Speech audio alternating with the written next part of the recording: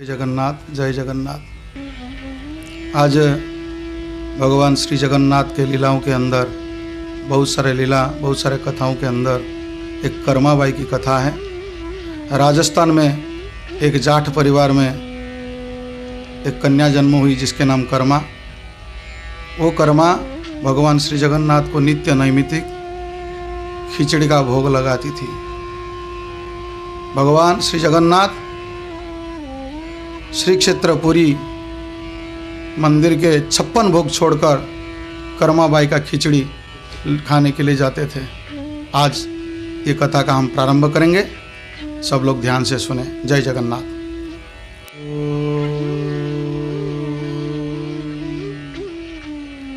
जय कृष्ण जगन्नाथ, जय सर्वाधिनायक, जय शिष जगद्वन्द्य पदाम्बुज नमस्तुते। जगन्नाथ स्वामी नयन पथगामी भवतु मे। जय जगन्नाथ। भगवान श्री जगन्नाथ के विभिन्न लीलाओं में कर्मा की लीला अभिन्न है। आज हम कर्मा खिचड़ी का लीला का वर्णन करेंगे। कर्मा एक जाट परिवार का बेटी। छोटे अवस्था में इनके पिता ने विभिन्न प्रकार पूजा विधि कर्मा को सिखाते थे। धार्मिक चिंताधारा में इनके परिवार रहते थे। कर्मा की पिताजी ने कुछ दिन बाहर गए। कर्मा को बताए कि कर्मा, जब भोजन बनाओगी तो भगवान को भोग लगाकर खाना।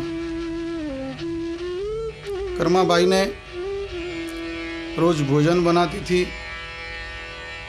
और थाली में भगवान को परोसकर बुलाती थी। आज जी माऊं तनो खिचड़ी, काल राबड़ी छाछ की, आज श्याम जी मावे खावे जाट वाट की।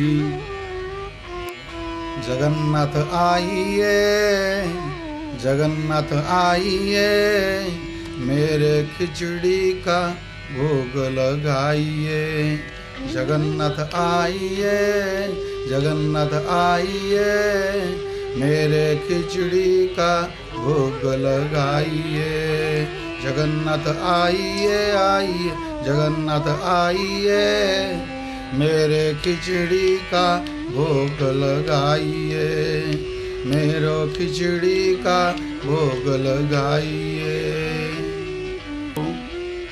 यहाँ श्री क्षेत्रपुरी से जगन्नाथ राजस्थान कर्मा बाई के घर आ जाते थे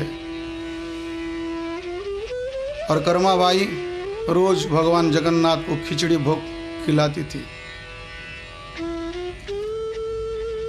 दक्षिण भारत से कुछ साधु तीर्थ यात्रा से निकले हुए थे। रास्ता में कर्मा का घर में रात को विश्राम की। विद्वान साधु के नज़र में आया कि कर्माबाई रोज भगवान श्री जगन्नाथ को खिचड़ा के भोग खिलाती है। साधु जी ने पूछे, कर्मा, भगवान को अशौच होकर भोग नहीं लगाया जाता है। स्नान कर बर्तन स्वच्छ रूप में धो ले, फिर भोग बना और भगवान को भोग लगा। पहले तो कर्माबाई ऐसे करती थी, भगवान जगन्नाथ को बुलाती थी और बाएं हाथ में चूल्हा के ऊपर खिचड़ी रखती थी, चावल पानी डाल देती थी। दाहिने हाथ में लिमड़ा का दांतुन लाकर दांत मंजन करती थी और बिना चम्मच में उसने उसी दांतुन में खिचड़ी को घुमाती थी। तो इससे पता नहीं था या चामच में लगाऊं या दांतुन में लगाऊं। इसके पास केवल भक्ति थी।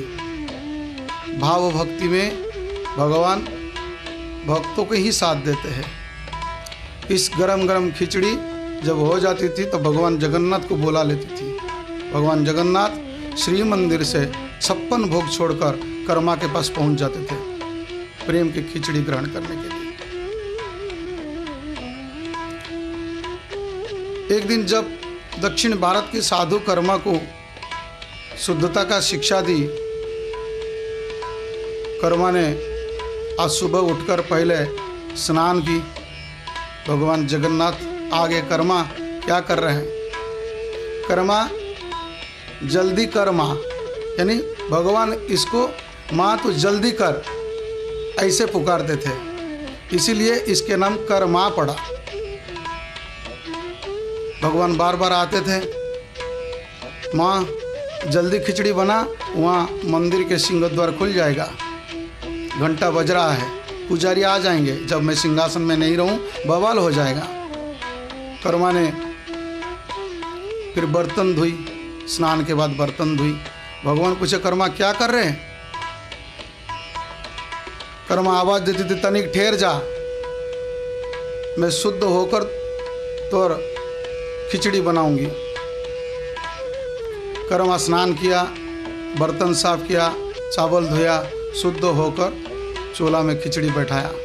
फिर भगवान श्री मंदिर में आ जाते थे, फिर कर्मा के पास पहुंच जाते थे।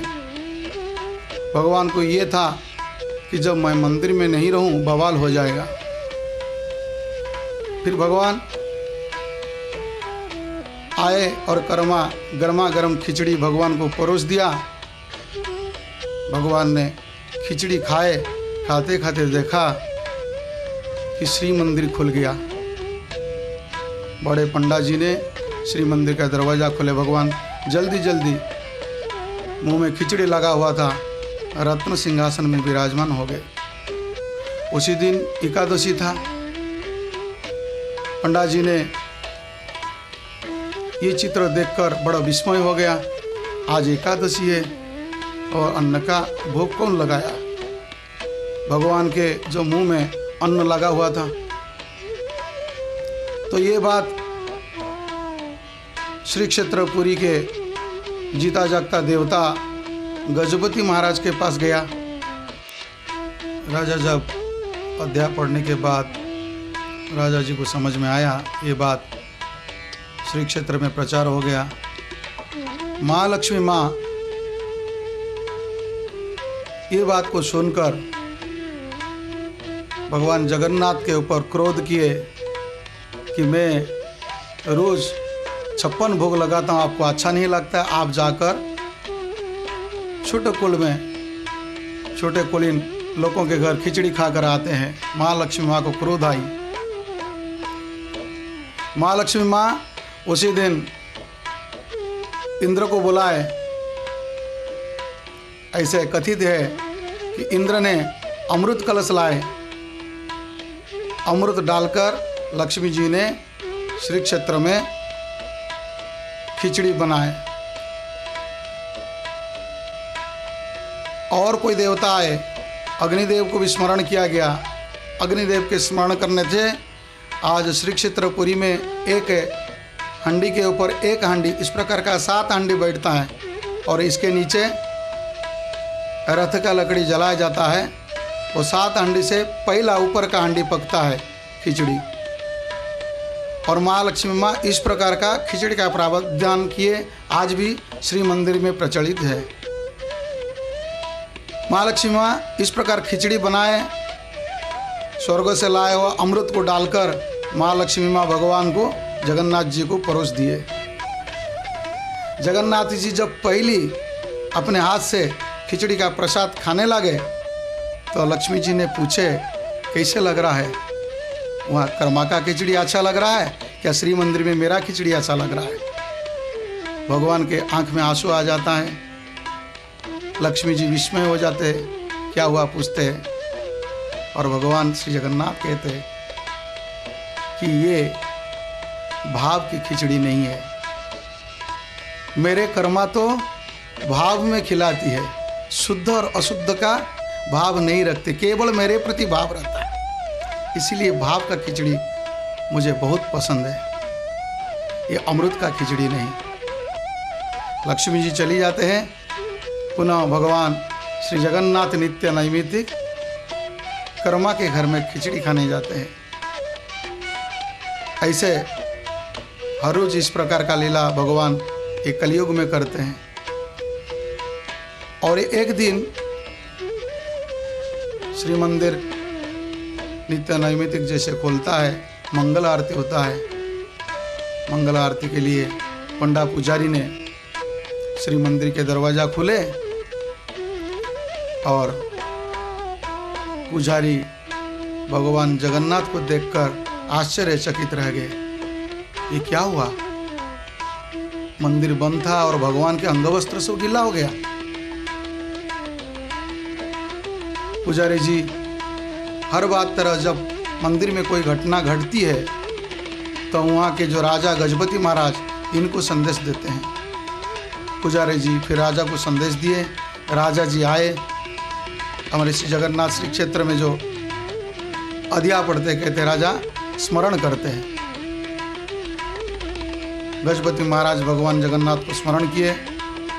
जगन्नाथ राजा के स्वप्न में आके बोलते हैं, राजन आज मेरा कर्मा चल बसी, मुझे खिचड़ी कौन खिलाएगा? सभी पुजारी से लेकर राजा तक सब भावुक हो जाते हैं। राजा जी शपथ लेते हैं, प्रभु जब तक ये श्री मंदिर रहेगा तब तक हर रोज सुबह आपके पास मंगल आरती पहले खिचड़ी भोग लगेगा और वो होगा कर्मा खिचड़ी। ना मंत्र होगा, ना तंत्र होगा, ना तुलसी लगेगा, केवल ये खिचड़ी रखकर आपको बताएंगे कि प्रभु कर्मा का खिचड़ी आया है, आप प्रेम से ग्रहण करें। इस प्रकार भगवान का जीता जागता लीला श्री क्षेत्र में विभिन्न लीला होता है। आज भी ये घोर कलयुग में लीला होता रहता है। आप लोग भगवान को दर्शन करें, श्री जगन्नाथ को दर्शन करें। नित्य नैमित्तिक कलयुग में भगवान श्री जगन्नाथ का नाम स्मरण करने से मनुष्य को समस्त पाप से मुक्ति प्राप्त होता है। जय जगन्नाथ, जय जगन्नाथ, जय जगन्नाथ।